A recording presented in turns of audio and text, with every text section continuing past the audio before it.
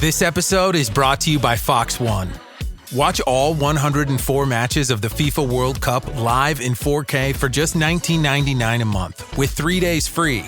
Build your own multi-view, choose up to 3 streams, and follow player spotlights. Stay on top of every moment with live stats, highlights, and instant replays. The FIFA World Cup, streaming live on Fox One. Offers are subject to change. See fox.com for complete terms and conditions. I wrote a little song to remind you, Choice Hotels get you more of the experiences you value. The Cambria Hotel's got it all. A rooftop bar, have a ball. Bring a date, your squad, or even your mom. Book direct at choicehotels.com. The Rush Hour with James Golden. Entertaining and informative. On the Red Apple Podcast Network. Welcome, my friends, to the Wednesday edition of Bo Snerdley's Rush Hour, the fastest hour in American media. I am James Golden. We promised very early in the week on Monday that on Wednesday she would be here. And it's time for Radio Royalty with James Golden. So it America's is. Princess of Policy, Princess Di. A rare midweek appearance. Boy, the goodness, the loveliness, the wonderfulness, the graciousness, the analysis that we only get from Her Highnessness, Princess Diana, in the house with us on this beautiful Wednesday. Good afternoon, Your Highnessness. Good afternoon, Sir James, the Duke of Democracy, the sledgehammer of truth. Loving every moment of it. A lot to do, Princess. I want to get started right away. Before we talk about Gavin Newsom, which I've been holding off all week and talking about until I could have a conversation with you about it, Obama. There is an article that printed up to 9 pages on Fox this afternoon. Here's the headline of that article, Your Highness. Subcontractors say they're owed millions. Face financial ruin after helping build the Obama Presidential Center, which is due to open up on Friday, that monstrosity of $1 billion. They point to people like, I should add this, it's not in the headlines, but I'm sure you'll appreciate it. Minorities hardest hit. The Obama Presidential Center, which was billed as a lasting legacy to former President Barack Obama, and its construction was touted as an ambitious model built with aggressive goals for minority-owned and local businesses. But now, some of the very contractors, the black ones, the minority ones, who helped build the 19.3-acre campus on Chicago's South Side, said they are facing financial ruin as they race to recover millions of dollars they claim remain unpaid ahead of the center's grand opening.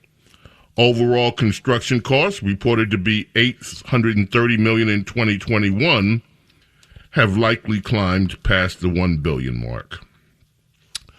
Among them, Adamson Plumbing, whose owner, Mike Owen, said it's nearly $4 million in the red after years and years of working on the project. He said he has to tell his story now. He's not trying to embarrass anybody, but the truth has to get out there. Unnecessary rework, delays, more than 100 change order requests left his company absorbing millions of dollars in additional costs. Now, let me cut to the chase of this long article. A lot of black subcontractors have not been paid, even though the contractors supposedly have been paid. Obama and the crew are not saying a word about any of this. And further, when you have all this, there were non-disclosure agreements signed by a lot of these black contractors. So they feel very threatened to come out and speak publicly about the fact that they've been treated like, dare I say it, slaves. First to work for nothing because they haven't been paid. What are your thoughts about that, Princess Diana? Well, there was one African-American contractor who was quoted as saying, the promises to be paid, put that right up there with, if you like your doctor, you can keep your doctor, which I think is an absolute wonderful assessment of the word of Barack Obama to promise anything.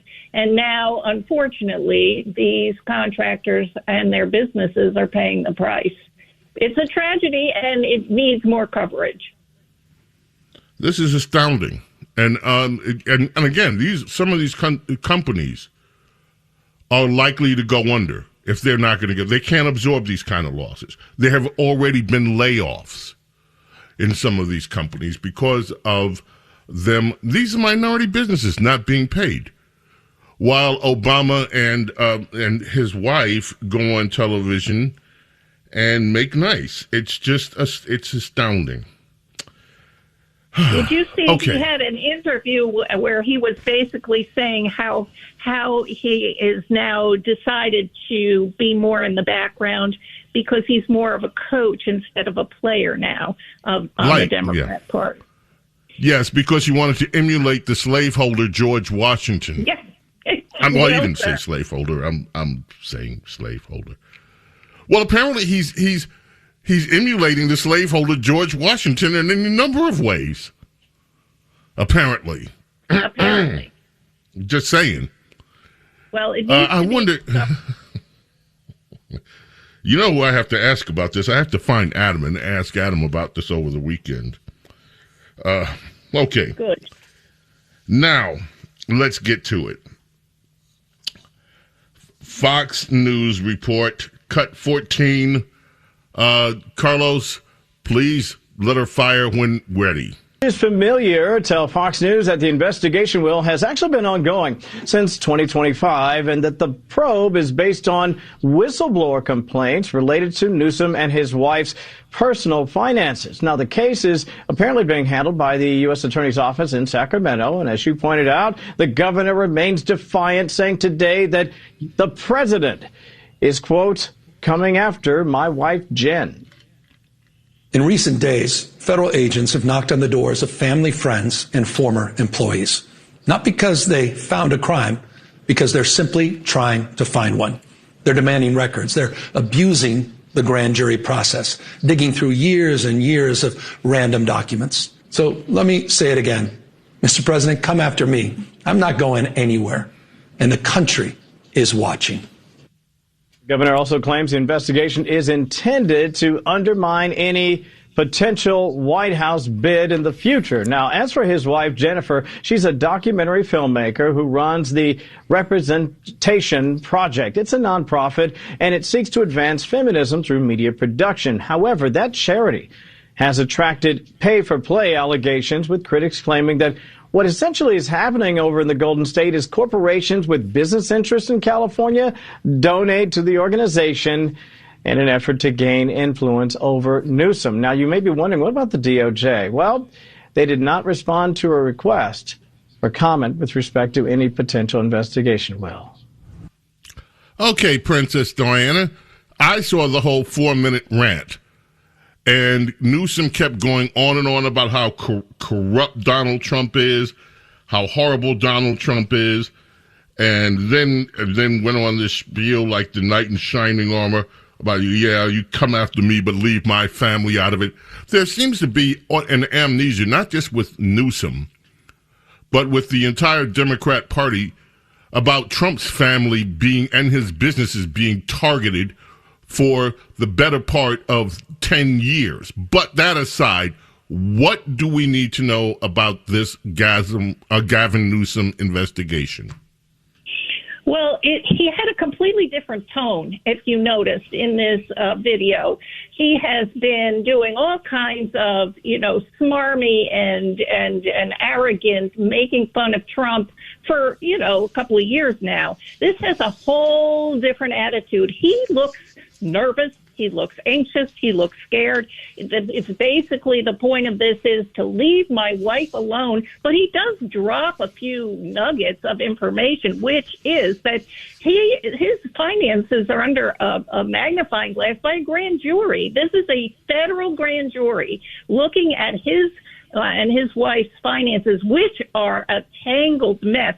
Now, that Fox report that you played mentioned the contributions by corporations. There's this weird thing in California which is called behest payments. I don't know if you've read about it, but basically the governor or a official can ask for a donation as a behest payment to a charity. And it is, in California, this is how they did it. But it has no caps. Whereas in donations to campaigns, there are campaign caps by law, by statute.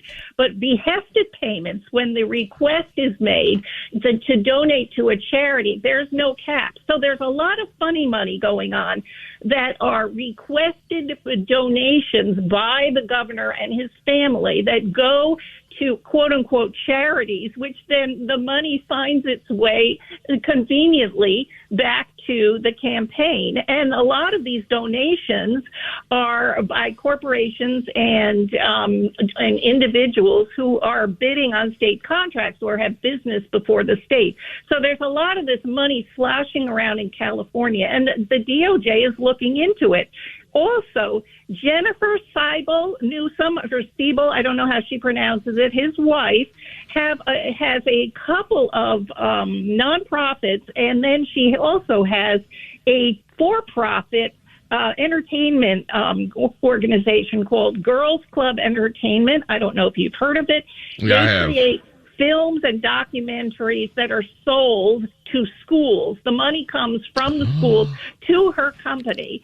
And then the money then conveniently goes through the nonprofit world to the profit world into the Newsom's coffers. Also, there's been some amazing reporting over the years, never by mainstream, on the weird deals that the Newsoms have had happen on their houses. I don't know if you've seen any of this. They were gifted $3.7 million cash for their mansion, and by whom is a mystery. Because some say it's her parents, some say it came from an LLC, but they immediately got this house that was given to them for $3.7 million that they immediately cashed out, took the equity out. They did that for more than one property. There was another property that they were gifted, quote unquote, $9.1 million for a second home, which they took the money out of. There's a lot of bizarre real estate, funny money transactions that the DOJ is looking into, because this is going into the Newsom's pockets. This is one of these things that's going through LLCs, through his wife's charities and her profit companies, and it just needs to be looked into, and it finally is being. Good grief. This is amazing. This is a web of funny money that we're talking multi-millions of dollars. Yes. Now, interestingly enough, Newsom just recently, after this DOJ investigation was made public, he just agreed to pay a $31,000 ethics fine for not disclosing $5.5 million in some of these behested, solicited donations. And much of it was tied to the Los Angeles Wildfire Relief Fund. So he just... Wait a minute. I have to take a break. I need you to hold your thought, because something... No, I'm almost speechless. Folks, there's a fact check. I posted it the other day. It says Newsom is, no. This is nonsense. They had nothing to do with wildfires. Princess Diana is here, blowing our minds, ladies and gentlemen. James Golden, Snerdley, Princess Di is here. Don't go away. The Rush Hour with James Golden. Entertaining and informative on the Red Apple Podcast Network. The Rush Hour with James Golden. Entertaining and informative on the Red Apple Podcast Network. Princess Diana is with us. Princess, the fires, the wildfires, the donations. Please explain Gavin Newsom's role and what's happening here. Well, as I have said, by the way, I just want to quickly mention the Department of Justice investigation was started under the Biden administration. It grew cold, but this was not something that just started. The finances of the Newsoms have been so bizarre for so long that this is something that really piqued the interest of the Department of Justice under Joe Biden. And it really is a lot of shenanigans. I'm not going to say dirty money, but it's mysterious money. And we're talking mega bucks and mega millions. And a lot of the weird stuff that happens, like soliciting donations for wildfire funding, that disappears. And now all of a sudden, now you've got Gavin admitting that he did not follow protocol and did not disclose a lot of these donations that he solicited. And they are coming from individuals and also a lot of corporations that were trying to help. They were looking for a way to help. And, of course, the money never got there. And that's what happens in California under Gavin Newsom. You have basic fraud happening in every single level of government. And this is just part of it. You're getting a small glimpse into how he has run that state and why it is such a mess. Now, when we get back from the next break, I want to pick up on the point you just made with this fire business. I just reread what I had posted on a fact check because I was trying to find out the details of this. And the fact check pretty much says, no, Gavin Newsom didn't start a volunteers organization to steal money from fire stuff. The claim, this is so insidious what is happening here. And the media coverage of it is also just as insidious. Princess Diana is in the house with us, ladies and gentlemen. We're going over Newsom stuff. We have to talk Iran also before we get out of here today on this, the fastest hour in American media. So whatever you do, keep right where you are. Don't go away. The Rush Hour with James Golden. Entertaining and informative on the Red Apple Podcast Network. The Rush Hour with James Golden. Entertaining and informative on the Red Apple Podcast Network. Princess Diana is here. Princess, I learned something during the break. Please forgive me. Carlos, what's happening tomorrow? The parade is tomorrow, and I was thinking of going, but the parade, you have to explain. We have listeners all over the country. The parade. So, as you know, over the weekend, the New York Knickerbockers won the NBA Say Finals. that 5 times fast. No. They won the NBA Finals, so every time a team wins a championship, there's a parade taking place. And I was thinking about going to the parade, but then it's going to be so much security and so many people and not that much police.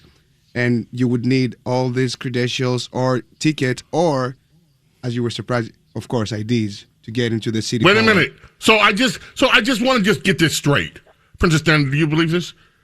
To attend the Knicks parade, ticker tape parade, if you're going to be in the City Hall region, not only do you have to have tickets, you have to have an ID. No bags. And no bags permitted.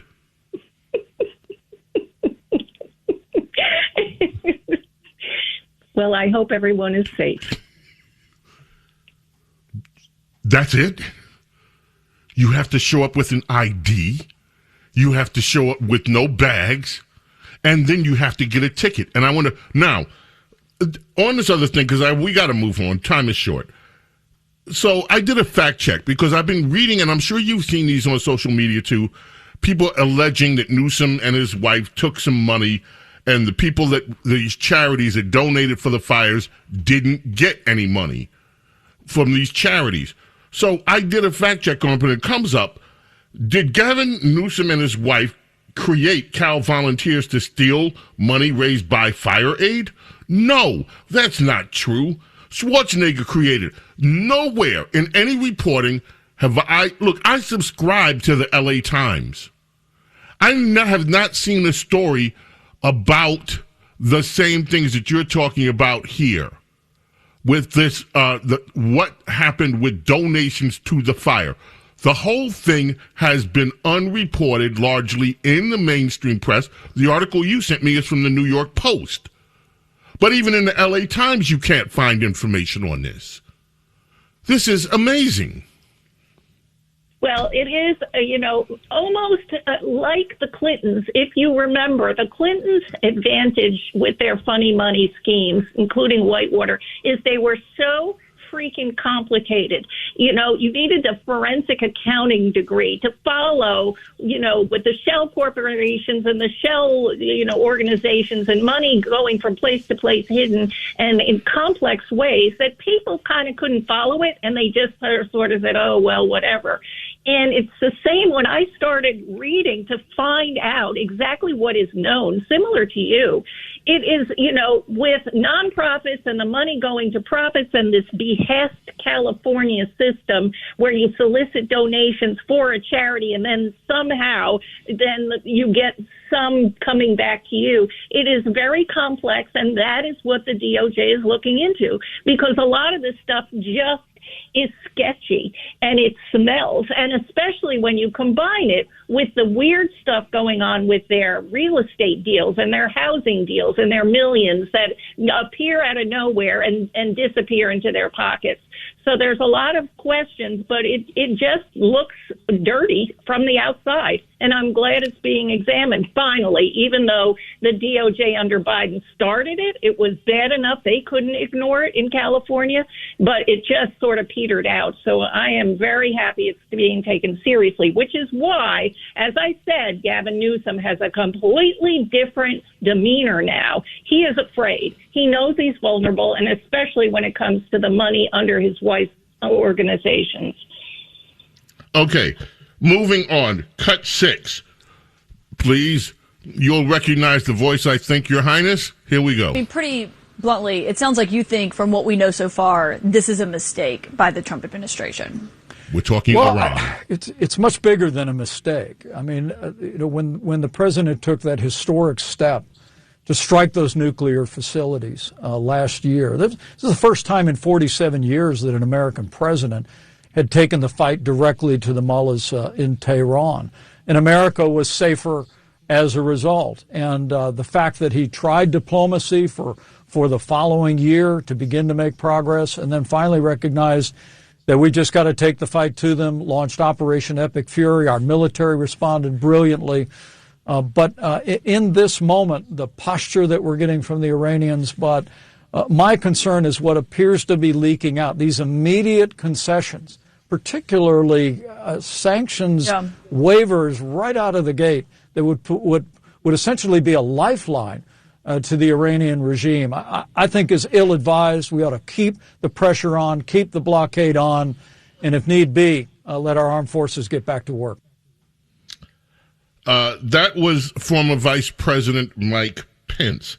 Article in The Hill today. Republican Senator Bill Cassidy, Louisiana, today slammed the deal between the Trump administration and Iran 2 days before the two sides are set to sign it.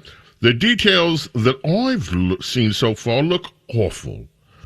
This will go down as a tremendous foreign policy blunder, says Mr. Cassidy.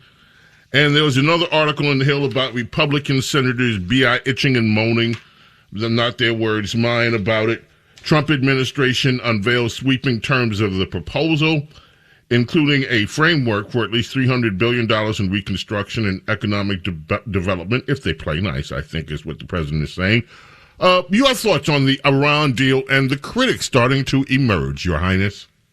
What do you mean starting to emerge? The critics haven't shut up since the minute this guy started on this Iran escapade at all. And to hear Mike Pence, who I always say the fly was right, to hear him claim now that, oh, Trump did it so great a little while ago when he used the military. He never said one good thing about Trump's military operation at the time. And now he's saying, oh, it was good before and it's terrible now. These people need to just let Trump cook. Let's see what happens. It's way too early to start piling on because nobody really knows the details yet. So I am saying to everybody, just wait and see. Okay, then. So we have that.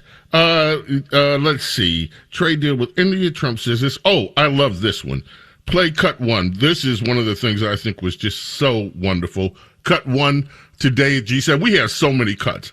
But this one I love. The European leaders interact very warmly with you at this summit. Do you think that they're coming around to your worldview? Well, I think they think I was right. I'm sort of always right. You know, when you get right down to it. I think they think I was right. They feel good. Now all of a sudden they all want to be involved. There's no reason to have them because it's pretty much over. But they all want to be involved.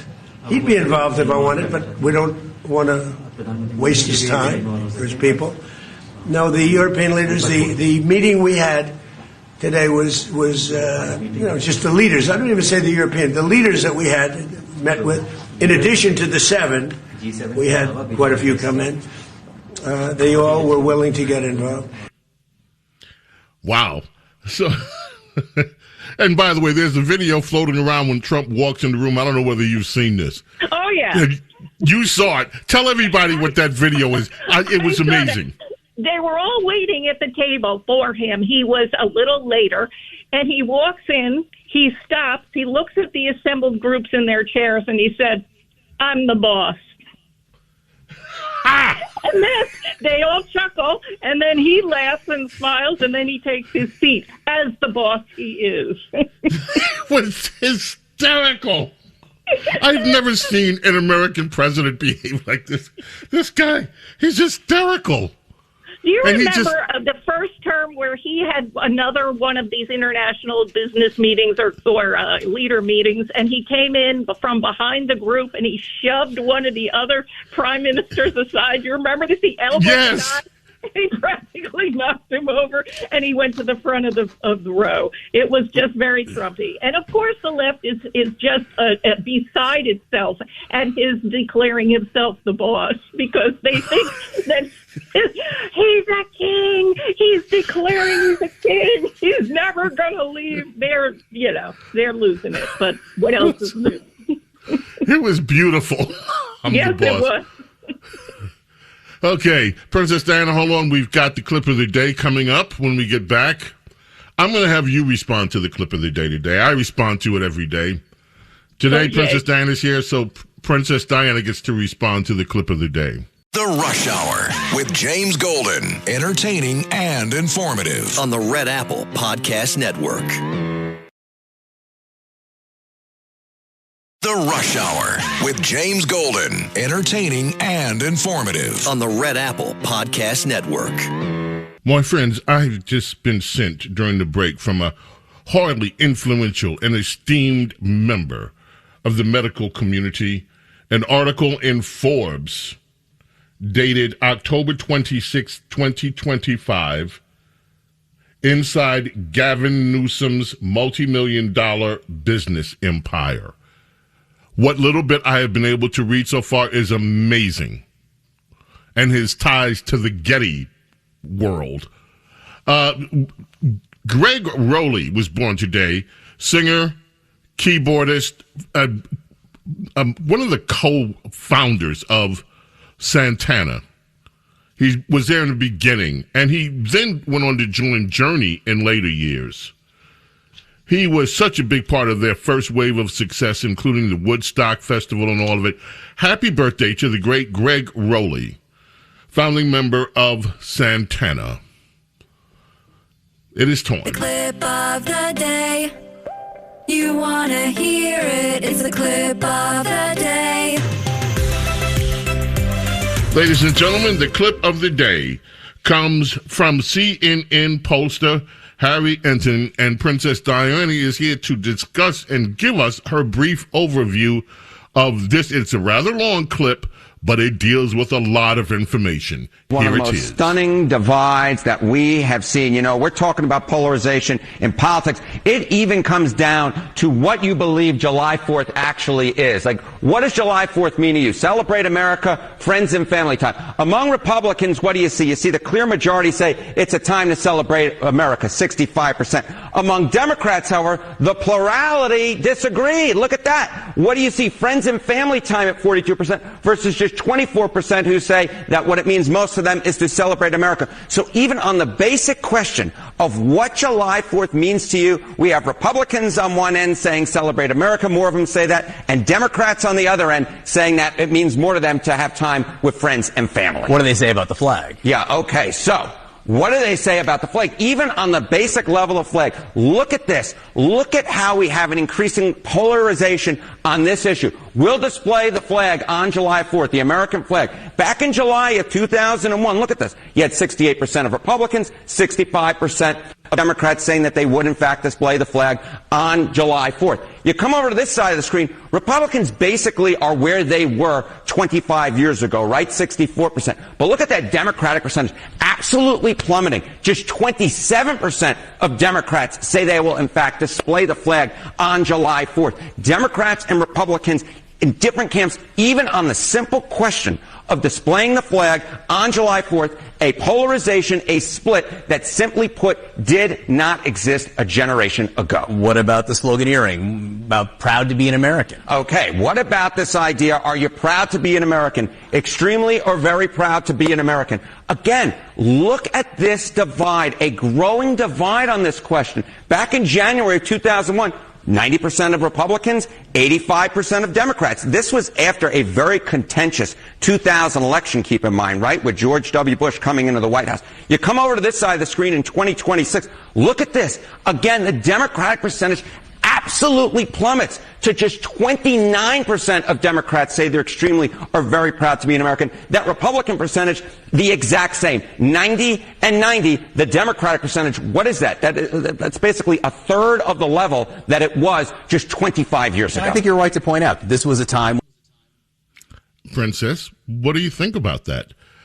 Only a third of Democrats say they're even proud to be Americans right now. Less than a third.